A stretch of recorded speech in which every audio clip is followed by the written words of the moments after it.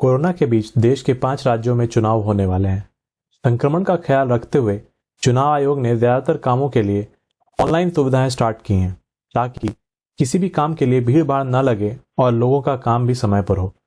चुनाव आयोग का उद्देश्य कोरोना सुरक्षित चुनाव करवाना है। कुछ राज्यों में घर बैठे वोट डालने की सुविधा दी जा रही है। वोट के लिए बूथ जाने की जरूरत नहीं पड़ेगी। नॉमिनेशन के लिए भी अब चुनाव अधिकारी के पास जाने के बजाय घर बैठे मोबाइल के जरिए नॉमिनेशन कर सकते हैं। तो आइए जानते हैं किन लोगों को घर से वोट डालने की सुविधा मिलेगी। कैसे पता चलेगा कि आपका वोट सही जगह गया या नहीं।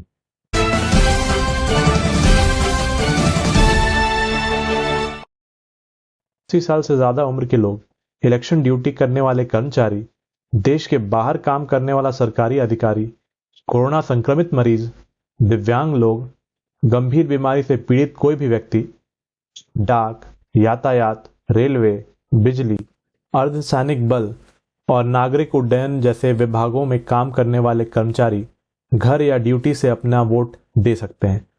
घर या ड्यूटी से वोट डालने के लिए सरकार ने 2 विकल्प दिए हैं। पहला, पोस्टल बैलेट के जरिए। यह विकल्प पहले भी सरकार उन कर्मचारियों को देती आई है जो चुनाव ड्यूटी में लगे होते हैं। कोरोना काल में चुनाव आयोग ने वोटर्स के लिए मतदान का एक और विकल्प दिया है। वह है, चुनाव आयोग की टीम वोटर्स के घर पर जाएगी और उनका वोट लेने के बाद वापस आ जाएगी। इस पूरी प्रक्रिया की वीडियोग्राफी भी कराई जाएगी, ताकि इसमें किसी प्रकार की कोई धांधली ना हो। यह विकल्प सरकार ने खासकर कोरोना पीड़ितों को दिया है, क्योंकि कोरोना गाइडलाइन के मुताबिक संक्रमित व्यक्ति खुद को होम क्वारंटाइन रखेगा जब तक कि उसकी रिपोर्ट नेगेटिव नहीं आ जाती है।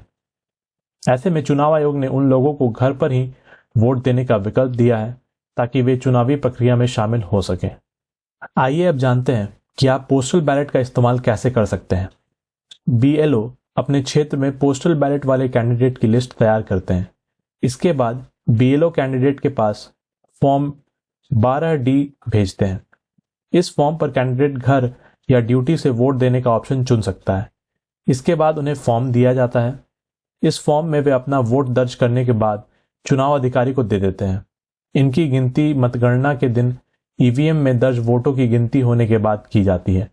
चुनाव अधिकारियों को यह फॉर्म डाक, इलेक्ट्रॉनिक या हैंड टू हैंड दिया जाता है। यह चुनाव अधिकारी पर होता है कि वह वोटिंग के लिए कौन सा ऑप्शन चूज करता है। चुनाव आयोग ने कोरोना संक्रमण को लेकर विधानसभा चुनाव 2022 के लिए एक गाइडलाइन जारी की है। इसके मुताबिक चुनाव का कार्य करने वाला सभी कर्मचारियों के लिए कोरोना वैक्सीन की दोनों डोज लेना अनिवार्य है। मतदान स्थल पर सभी वोटर्स की थर्मल स्क्रीनिंग की जाएगी। यदि किसी व्यक्ति में कोरोना के लक्षण पाए जाते हैं, जैसे बुखार, खांसी, सर्दी आदि, तो उसकी कोरोना की जांच कराई जाएगी।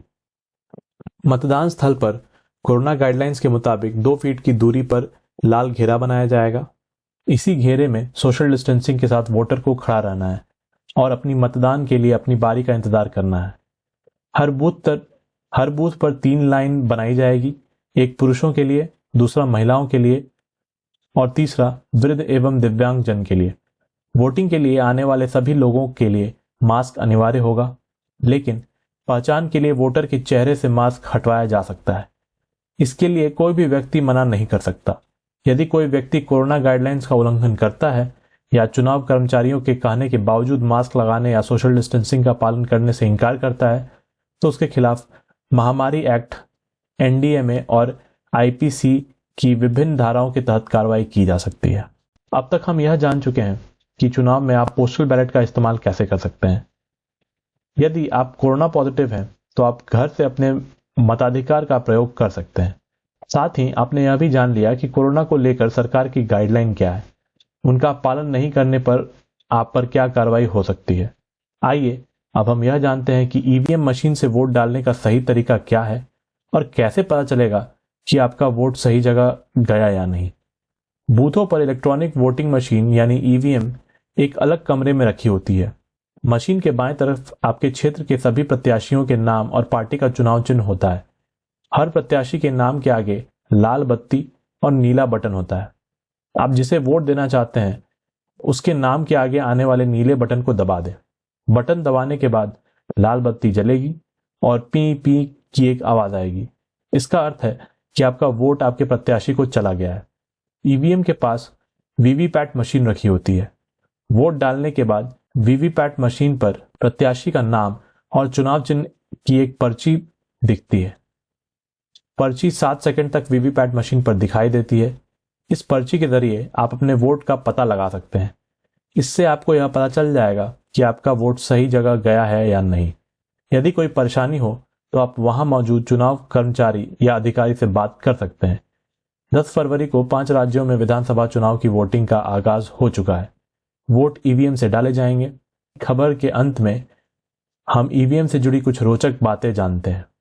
भारत में मई 1982 में केरल के परावूर विधानसभा के 50 मतदान केंद्रों पर पहली बार ईवीएम का इस्तेमाल किया गया था।